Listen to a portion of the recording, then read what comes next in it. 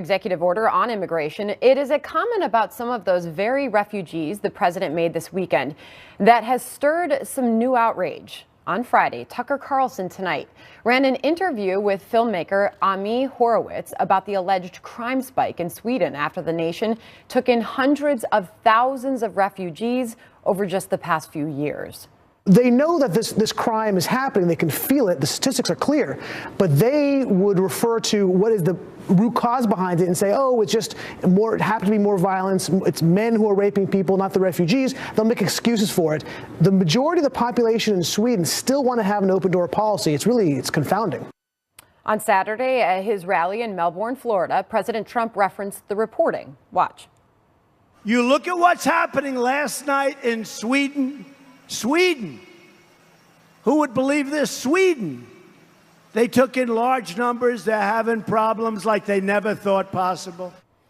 Then on Sunday, the president clarified the meaning behind his statement, tweeting this: "My statement as to what's happening in Sweden was in reference to a story that was broadcast on Fox News concerning immigrants and Sweden." Well, this morning on Fox and Friends, Tucker spoke about the interview and the president's comments. Presidents ought to be precise in what they say. There should be no question about what their meaning is, and that applies to this president, too, for sure. On the other hand, it seems like we may be missing the point of the story, which is there has been a massive social cost associated with the refugee policies and the immigration policies of Western Europe. Here now is Matt Bennett, former deputy assistant to President Clinton, Dana Lash, host of Dana on the Blaze TV, and Guy Benson, political editor at townhall.com and a Fox News contributor. I'm sure there's a very spirited discussion about to happen here because there are so many ways to look at this and what has happened. But Guy, one thing is for sure, the White House immediately came out and clarified the president was not referencing an attack that had happened the night before in Sweden. He was referencing crime in general in Sweden. He has not calmed his critics, however. Your response? All right, so there's a couple moving parts here, Sandra, and I think we just heard that explanation from Tucker on Fox and Friends this morning. That was a really good one. Yes, President Trump was quite imprecise with his words, and when you're the president, words matter, facts matter, phrasing matters, and that's something that maybe the president can improve upon, let's put it that way. But what was the reaction among so many in the press? It was to invent a story that Trump's words were in reference to some sort of fake, non-existent terrorist attack, which is something that he never said. They inferred it, perhaps, but it seems like there's a problem here on both sides where Trump doesn't quite get it right, to put it mildly, on the details, and then the press reads something into it that he never said, and they run with it, and that's not accurate either. So I can imagine a lot of voters sitting back and saying, I don't know who to trust because it seems like a lot of people are behaving irresponsibly. I mean, Matt, it does seem that they're not giving him any room here. Everything he said, it seems the press wants to ignore the point that he's making. Tucker Carlson made the very point.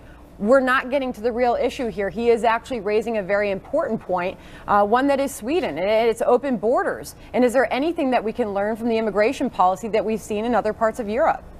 Well, that point was not at all clear from what the president said at that rally. But look, the bigger problem, Sandra, is that he says things that are obviously and provably false all the time. So you have the press kind of chasing him around. Stick with this statement, though. What did he say that was false here? Well, look, nothing in this exact sentence was false, and I'm not suggesting that it was. But one thing that is kind of disturbing, the president apparently is not a big fan of his intelligence briefings. He was tweeting about Nord Stream 20 minutes into one of the briefings last week. He should not be getting news about Europe from Fox News. We're getting off subject here because there's obviously a problem that he's trying to bring up. Guy, I see you nodding your head. Let's talk about Sweden and the problem that's there. Yes, Dana, jump in here as well. Hundreds of thousands of refugees and asylum seekers in just the last few years. Top three countries of origin: Syria, Afghanistan, and Iraq.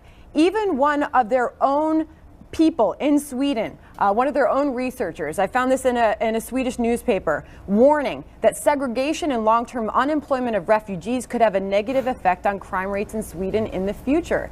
Why is nobody willing to discuss what is happening and what very quickly could be happening in some of these parts of the world? You're absolutely right, Sandra. There's been an increase in no-go zones. I mean, Horowitz was discussing this.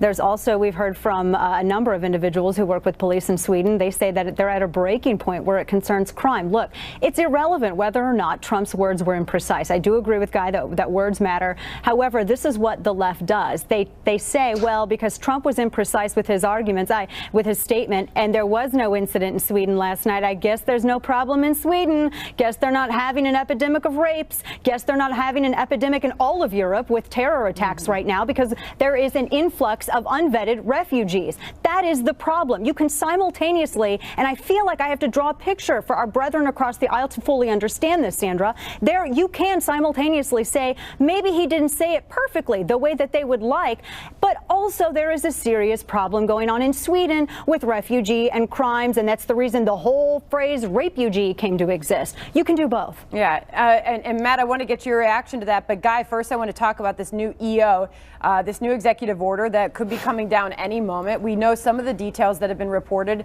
is that this targets the same 7 predominantly Muslim countries as the first order. But there are some changes to it. Is this draft going to see the same sort of resistance as the last one?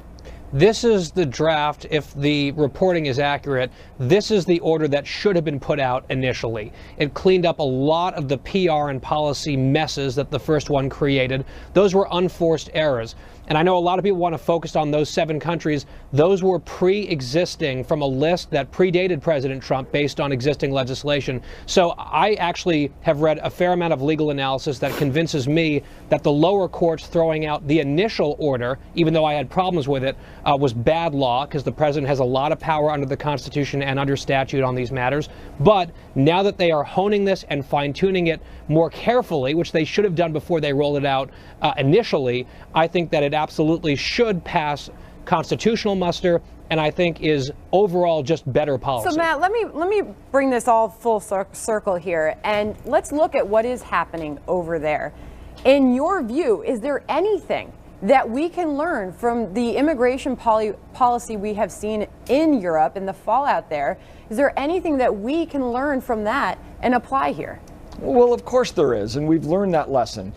Europe is physically attached to these war zones where the refugees are coming from, and they are coming either by boat or on foot, and they have hundreds of thousands of refugees flowing in without any sort of vetting or checking.